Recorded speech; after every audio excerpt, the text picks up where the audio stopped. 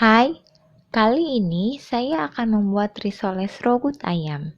Rasanya sangat creamy karena menggunakan susu dan keju. Untuk membuat risoles ini, bahan-bahan yang harus dipersiapkan yaitu bahan untuk membuat kulitnya, isian, bahan perekat, dan olesan. Untuk bahan kulitnya yaitu 250 gram terigu, 3 sendok makan tapioka, 1 sendok teh garam, 3 sendok makan minyak goreng, dan 600 ml air. Untuk isiannya, 120 gram ayam suwir, setengah buah bawang bombay, 4 siung bawang putih, 1 batang daun bawang, 2 sendok makan gula pasir, 1 sendok teh kaldu jamur, 1 sendok teh garam, 5 sendok makan terigu, 200 gram wortel, 200 gram kentang, 300 ml susu cair, 400 ml air kaldu ayam, dan 50 gram keju parut. Untuk bahan perekatnya, 1 sendok makan terigu dan air secukupnya. Dan bahan olesannya, tepung terigu 2 sendok makan, tepung maizena 1 sendok makan, tepung panir secukupnya, dan air secukupnya. Kita akan membuat kulit risolesnya dahulu. Dalam wadah, tuang tepung terigu, tepung tapioka, dan garam. Lalu aduk-aduk sebentar dan tuangkan air sedikit demi sedikit sambil diaduk-aduk. Terus diaduk sambil tetap dituangkan air sedikit demi sedikit. Jika tepung dan air sudah tercampur rata, kita tambahkan minyak sambil terus diaduk untuk memastikan supaya semuanya benar-benar tercampur.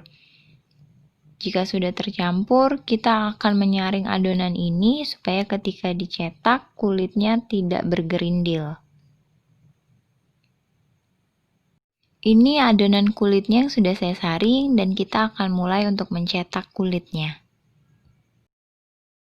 Gunakan wajan teflon yang sudah dipanasi sebelumnya, ambil 1 sendok sayur adonan dan langsung tuang dan buat gerakan melingkar. Dan pada waktu awal proses ini, teflon tidak diletakkan di atas kompor.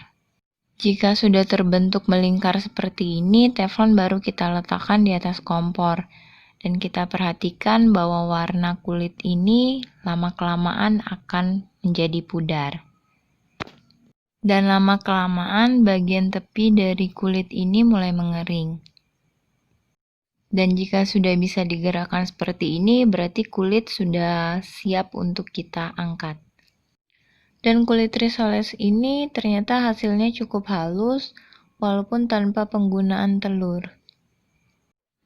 Ini hasilnya kulit risoles yang sudah terbentuk. Saya mendapatkan 16 kulit dengan menggunakan wajan teflon diameter 22 cm.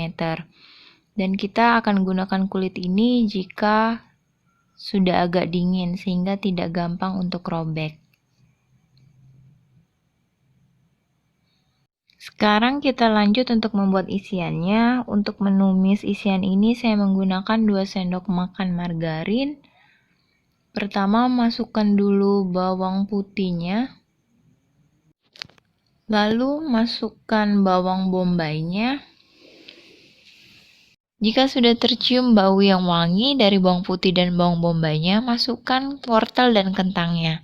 Saya menggunakan wortel dan kentang yang masih mentah, jadi saya tidak rebus dulu karena saya menggunakan larutan atau cairan yang cukup banyak dalam proses buat isian ini, sehingga nanti akan membuat kentang dan wortelnya cukup lunak.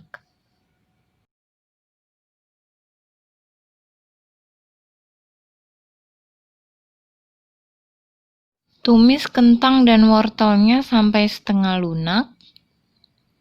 Lalu masukkan ayam, daun bawang, dan aduk-aduk kembali.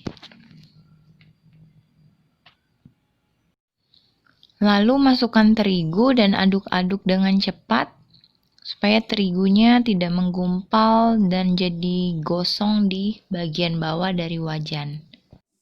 Lalu masukkan air kaldu ayamnya dan aduk-aduk. Jika air kaldu sudah mulai terserap oleh kentang dan wortel, masukkan bumbu-bumbu, garam, gula, dan kaldu jamur. Lalu masukkan susu cairnya dan terus aduk-aduk supaya tidak menggumpal. Masak sampai kentang dan wortel benar-benar menjadi lunak.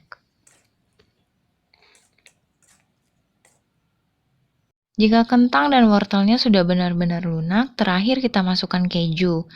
Dan selama proses membuat isian ini, kita masak dengan api yang sedang saja. Isian risolesnya sudah matang dan api bisa kita matikan. Dan sebelum digunakan, sebaiknya kita dinginkan dulu sejenak isian dari risoles ini. Kita akan mulai untuk membuat risolesnya. Ambil kira-kira 1 sendok makan isiannya, lalu letakkan di bagian pinggir. Dan gulung, lipat juga sebelah kanan kirinya seperti bentuk amplop. Lalu gulung sedikit dan kita ambil bahan perekat tadi yang terdiri dari tepung terigu dan secukupnya air yang dicampur. Lalu oleskan di bagian ujungnya dan kita lipat.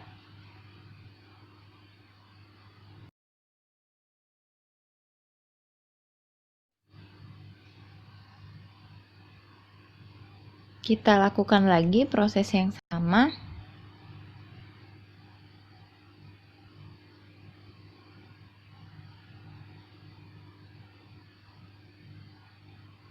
Dan lakukan sampai habis. Ini hasilnya. Berikutnya kita akan membaluri risoles dengan tepung panir atau tepung roti dan kita menggunakan bahan olesan tepung terigu dan maizena tadi. Ambil risolesnya dan berikan bahan olesan, lalu balurkan ke tepung panirnya.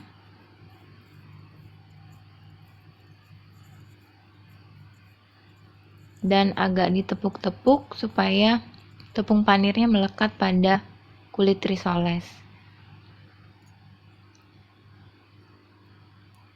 Lakukan proses yang sama sampai semua risoles ini telah dibaluri dengan tepung roti.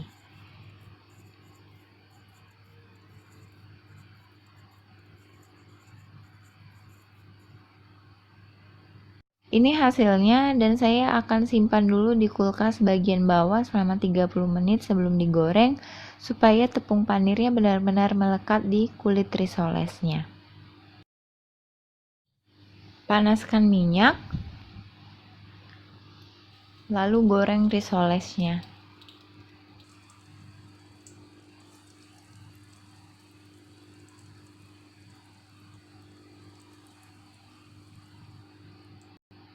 Jika salah satu sisinya sudah mulai menggelap, kita balik risolesnya untuk mematangkan sisi yang satunya. Kita goreng dengan api yang sedang saja. Risolesnya sudah matang, berarti bisa untuk kita angkat.